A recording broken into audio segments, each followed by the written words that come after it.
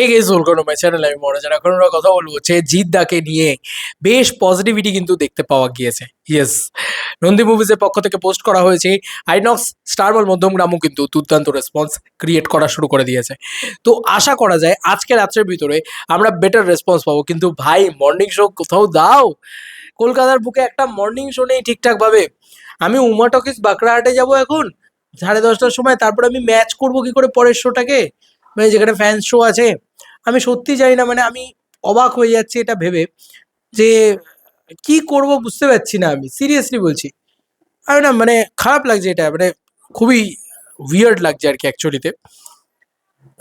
কি বলি বলো তো, সিরিয়াসলি বলছি, মানে এটা খুবই আশা হত একটা বিষয় যে এখনো মর্নিং শো পাইনি আমরা। যাই হোক, যেটা ভালো বিষয় সেগুলোকে নিয়ে আলোচনা করে ফেলি। প্রথমত যে জিনিসটাকে নিয়ে আলোচনা করবো, প্রথমত আমরা বুকমাই শোতে চলে আসবো।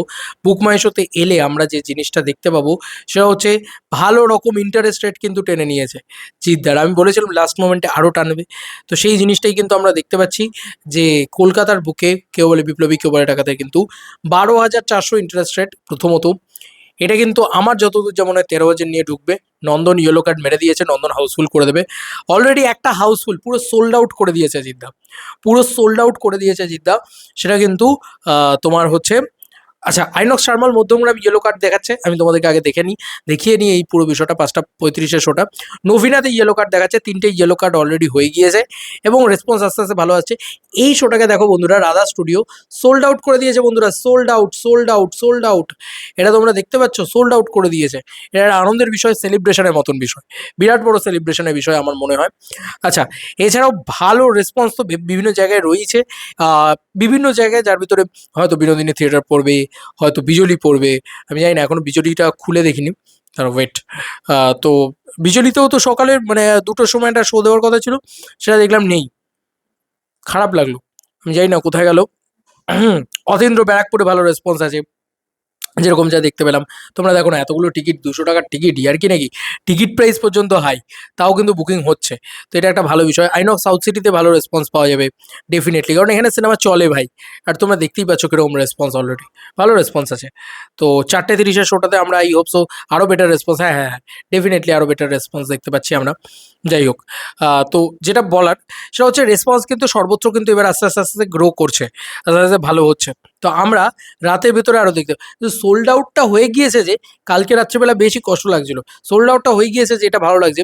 মেনকাতে কীরকম রেসপন্স আমি জানি না, মেনকাতেও আচ্ছা, একটা সিঙ্গেল স্ক্রিন এত বড় একটা, তার ভিতরে মেনকাতে যে এতগুলো টিকিট সোল্ড আউট করেছে এখন অবধি, এটা একটা দারুণ বিষয়। তবে একটা গোটা হলকে হাউসফুল, মানে পিওর হাউসফুল গ্রে, মানে একদম সোল্ড আউট করে দেওয়া, সেটা কিন্তু অলরেডি রাধা স্টুডিওকে করেছে। এবং নন্দনকে তো গ্যারান্টি টু গ্যারান্টি হাউসফুল, ফুল গ্রে করে দেবে এই জিতটা খুব শীঘ্রই, এটা বলাই যাচ্ছে। বাদবাকি হলগুলোর রেসপন্সে ইয়েলো কার্ড দেখতে পাবে কালকে মর্নিংয়ে। হয়তো আমার মনে হয় কালকে মর্নিংয়ে বোধহয় ইয়েটা বানালে ভালো হয়, মানে অ্যাডভান্স বুকিংয়ে। কারণ অ্যাডভান্স বুকিং অ্যাকচুয়ালি বাংলা ছবির তো হয় না খুব একটা।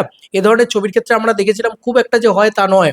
তো সেক্ষেত্রে আমরা মোটামুটি এক্সপেক্ট করে চলতে পারি যে 5টা থেকে 6টা হয়তো ইয়েলো কার্ড সকালবেলা দেখতে পাবো, এবং রাত্রির যেতে যেতে ওটা মোটামুটি 10-12টার কাছাকাছি চলে যাবে আমার যতদূর যা মনে হয়।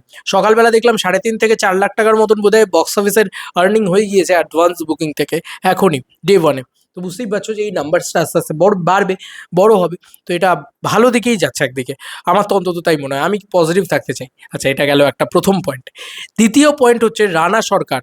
রানা সরকার জিদ্দার প্রচণ্ড রকম শত্রু, এরকমটা বলা হয়। এবং রানা সরকার কিন্তু চারিদিক থেকে বেশ রকম জিদ্দাকে আক্রমণ ইত্যাদি করে থাকেন। কিন্তু রানা সরকারও পোস্ট একটাই করেছেন, সেটা 3 ঘন্টা আগে এরকম একটা পোস্ট করেন বন্ধুরা রানা সরকার জিদ্দাকে কেন্দ্র করে। আমার রানা সরকারের বেশ ভালো লাগলো এই পোস্টটা, খুবই প্রাণবন্ত একটা পোস্ট লাগলো। তিনিও কিন্তু ওই বলে না যে হেটারকে লাভারে কনভার্ট করে নেওয়া, সেরকম লাস্ট মোমেন্টে কিন্তু তিনিও এই কথাটা লিখেছেন, যতই ট্রোল হোক, ঠাট্টাই আর কি, রাগ অভিমান হোক, সিনেমা কিন্তু হলে গিয়েই দেখতে হবে, দেখতে হবেই। দেশের স্বাধীনতা সংগ্রামের এক বিশেষ অধ্যায় উঠে আসে যে সিনেমায়, স্বাধীনতা দিবসে সেই সিনেমা দেখতেই হবে। কেউ বলে বিপ্লবী, কেউ বলে ডাকাত, জিত, booking open, independence day, tomorrow, India. এটা হচ্ছে বিষয়। এটা একটা দারুণ বিষয়, মানে এটা অ্যাকচুয়ালিতে কার কাছে কীরকম জানি না, আমার কাছে তো খুব সেলিব্রেশনের বিষয়। কারণ যখন একটা মানুষ অ্যাটাক অ্যাটাক মুডে থাকে, তখন সে এসে যখন সেলিব্রেট করছে আবার সেই সিনেমাটাকেই, তখন কোথাও গিয়ে বুঝতে হবে যে মানে এটা সত্যি বলছি, এটা ভালো লাগার মতন বিষয়। সিনেমাটার ভিতরে কিছু আছে বা দম আছে। উনি নিজে বলেছেন উনি ফার্স্ট ডে ফার্স্ট শো দেখতে যাবেন। তো এইটাই তো দরকার, তাই না? দিনের শেষে কি আর আছে বলো? এই তো একটাই বাংলা ফিল্ম ইন্ডাস্ট্রি, এইটুকু তো ইন্ডাস্ট্রি। এখানে কেউ মারামারি, ট্রোল, রাগ, অভিমান ইত্যাদি করে লাভ নেই। ছবিটা চলুক, আমি এটা মানে আমি কেন, আমার মনে হয় আপামর বাংলার জনগণ যারা সিনেমা নিয়ে কাজ করে, যারা জিদ্দাকে নিয়ে কাজ করেছে, প্রত্যেকে চায় এটা, যে ছবিটা চলুক। যাই হোক, পরবর্তী যে জিনিসটাকে নিয়ে আমরা সেলিব্রেট করার মতন বক্তব্য রাখবো সেটা হচ্ছে রূপম। ও অলরেডি ছেড়ে দিয়েছে। যেটা দেখলাম আর কি, সেটা দেখে খুবই ভালো লাগলো। যেরকম হচ্ছে, নবীনা সিনেমা হলে কিন্তু জিদ্দার একটা বড় সড়ো কাট আউট পড়েছে, এবং শুধু তাই নয়, সেখানে মালা দিয়ে জিদ্দাকে বরণ করে নেওয়া হয়েছে। এ দৃশ্য একমাত্র তুমি দেবদা জিদ্দার ক্ষেত্রেই দেখতে পাবে এই বাংলায়। এর বাইরে তুমি আর কারোর ক্ষেত্রে দেখতে পাবে না। যে কারণেই আমি এই দৃশ্যটাকে আরো বেশি করে খবরের ভিতরে দেখালাম। কারণ এবার তো পরপর খবর হবে, স্বাভাবিক বিষয়, জিদ্দার রিলিজ বলে কথা, কালকে রিলিজ। তো এই খবরটা বড় খবর অ্যাকচুয়ালিতে, যে জিদ্দার গলায় মালা পড়ে গিয়েছে, বিরাট বড় করে একটা মালা পড়ে গিয়েছে।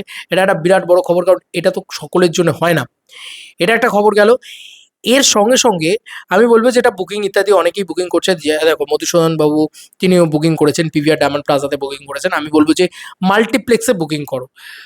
আমার মনে হয় যে যতজন আছেন তারা মাল্টিপ্লেক্সে একটু বুকিং করুন। হ্যাঁ, টিকিট প্রাইসটা বেশি লাগতে পারে, কিন্তু এত বছর বাদে একটা এত বড় এপিক সোয়াগা দেখতে যাচ্ছেন, তো একটা মাল্টিপ্লেক্সে টিকিট বুকিং করলে না আপনার এক্সপিরিয়েন্সটা হেভি লাগবে। আমার বিশ্বাস এটা দেখতে ভালো লাগবে আপনারও। এবং আমার বেশ ভালো লাগছে যে আইনক্স স্টার মল মধ্যমগ্রামও কিন্তু ইয়েলো কার্ড মেরে দিয়েছে। তো আই হোপ সো, এটা কিন্তু 14 তারিখ, তার মধ্যে ফ্রাইডে, কোনো ছুটি নেই। আসল ছুটির দিনটা তো 15 তারিখ। তখন থেকে কিন্তু খেলা ঘুরবে বলে আমার বিশ্বাস। ওয়ার্ড অফ মাউথটাও জেনারেটেড হয়ে যাবে। নন্দী মুভিজ দেখলাম এই পোস্টটা সঙ্গে সঙ্গে করেওছে।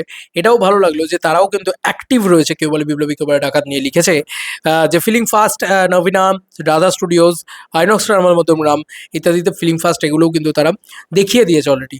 The seats are filling fast, the countdown is almost over. সেইভাবে এবার বলেছে আপনারা টিকিট কাটুন, অ্যাডভান্স বুকিং ওপেন, এবং 70টা শোজ অলমোস্ট বোধহয় কলকাতার বুকেই পেয়েছে। শোজের কথা বলছি, নট লাইক হল। তো শোজ পেয়েছে। আমি চাইবো যে আর একটু বেশি ভালো শোজ পাক, একটু মর্নিং শো পাক। মানে আমি চাইছি যে কালকে মর্নিংয়ে যদি 8:30 9টার দিকে কোনো শো কোথাও মানে একটু অ্যাভেলেবেল হয়, তাহলে যে কোনো ক্রিয়েটাররা মিলে সেই শোটাকে হয়তো বেশ খানিকটা সিট ভরিয়ে দেবে বলা চলে। কারণ তারাও সকলে এই সিনেমাটাকে ফার্স্ট ডে ফার্স্ট শো দেখতে যেতে চাইছে। তো সেক্ষেত্রে আজকে আওয়ার পান বা বাটোয়ারা 1947, এই ছবি দুটোর ফার্স্ট ডে ফার্স্ট শো আমি অন্তত করতে চাই না। আগে আমি জিদ্দাকে নিয়েই থাকতে চাই, এবং গতকালের মানে সরি আগামীকালের দিনটাও আমি জিদ্দাকে নিয়েই থাকতে চাই। যে কারণে আমি মর্নিং শোটা খুঁজছি, যে জিদ্দাকে কেন্দ্র করে মর্নিং শোটা কখন পাবো। দেখা যাক কি হয় না হয়। আমি তো খুব খুব খুব এক্সাইটেড আছি, কেউ বলে বিপ্লবী, কেউ বলে ডাকাত নিয়ে দেখার জন্য এক্সাইটেড আছি, সেলিব্রেট করার জন্য এক্সাইটেড আছি, সেলিব্রেট করেও যাচ্ছি অলরেডি, তোমরা দেখতেই পাচ্ছ। তো এই ছিল এখনকার মতো ভিডিও। তোমাদের আর কি মতামত, এটা ভিডিওটাকে নিয়ে জানিও কমেন্ট সেকশনে। চলো বন্ধুরা, নতুন কোনো ভিডিওতে দেখা হবে, বাই।